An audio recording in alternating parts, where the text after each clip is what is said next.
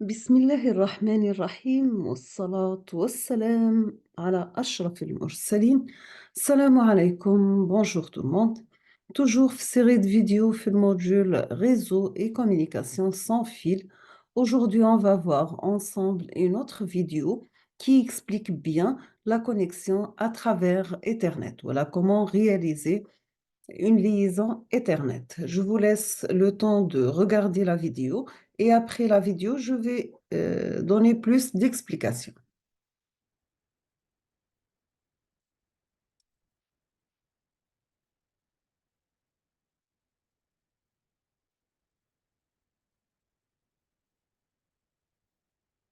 Voici à quoi ressemble une trame Ethernet. Les données sont transmises sur un réseau local Ethernet à travers ce qu'on appelle une frame. En français, cela se traduit soit par le mot trame ou aussi par le mot cadre.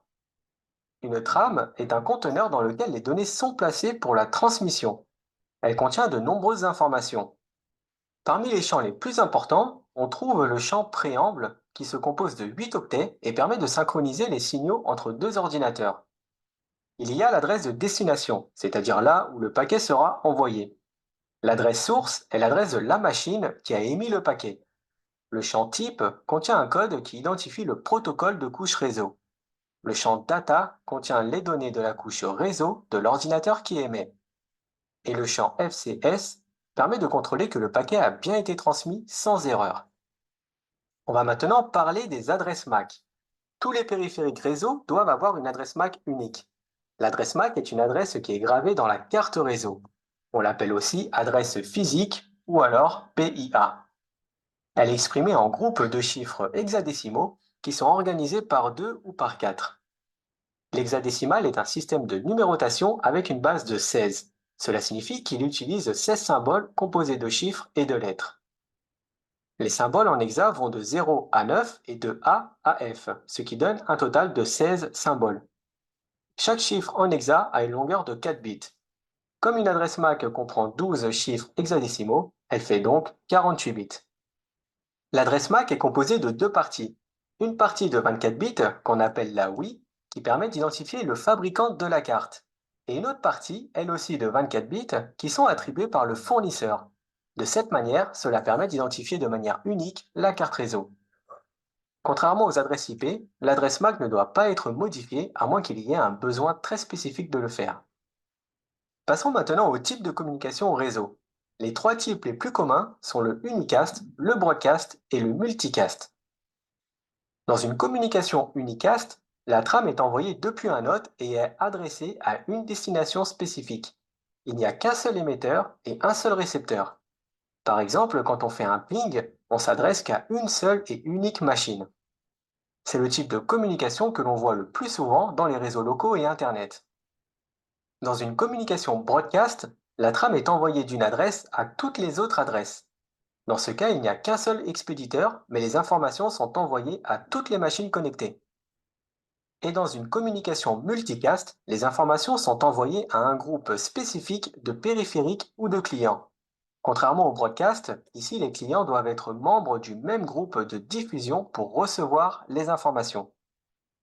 Voyons maintenant le chemin d'une trame Ethernet. Le switch construit et maintient une table qu'on appelle la table MAC. C'est une table de correspondance qui contient les MAC adresses rattachées au port du switch. La table MAC est stockée dans la CAM.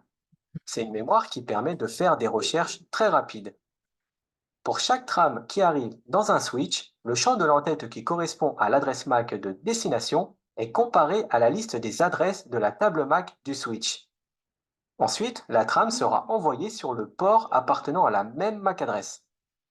Le switch maintient à jour sa table MAC en analysant les trames qui viennent des autres périphériques. Quand une trame arrive, il note la MAC adresse source avec le numéro de port d'où il vient. Pour mieux comprendre, nous allons voir le processus complet d'une trame. Prenons comme exemple que le PCA souhaite communiquer avec le PCB et que le switch vient d'être démarré, ce qui signifie que sa table de MAC adresse est vide. Dans le champ adresse source de la trame sera inscrit l'adresse MAC du PCA et dans la destination ce sera l'adresse MAC du PCB. En premier, le switch reçoit donc une trame du PCA sur son port Fast Ethernet 01. Comme la table de MAC adresse du switch est vide, il en profite pour y mettre l'adresse source de la trame avec le port où il l'a reçue. Ensuite, le switch vérifie sa table pour trouver une correspondance avec l'adresse MAC de destination de la trame qu'il reçoit. Comme l'adresse de destination du PCB n'est pas connue de sa table, il envoie donc la trame à tous ses ports à l'exception du port sur lequel il l'a reçue. Dans ce cas, on dit qu'il inonde le réseau ou bien qu'il floute le réseau pour savoir à qui est destinée la trame. Le périphérique qui possède l'adresse MAC correspondante répond au switch avec une trame unicast adressée directement au PCA. Comme cette trame traverse le switch, il en profite aussi pour inscrire l'adresse MAC source de cette trame dans sa table MAC avec le numéro de port qui correspond. L'adresse de destination de la trame et son port associé se trouvent désormais dans la table MAC. Maintenant, le switch, il sait que pour joindre l'adresse MAC du PCA, il faudra passer par le port 01 et que pour joindre le PCB, ça sera par le port 03. Il pourra donc transférer des trames entre ces deux périphériques sans inonder ou flouder le réseau.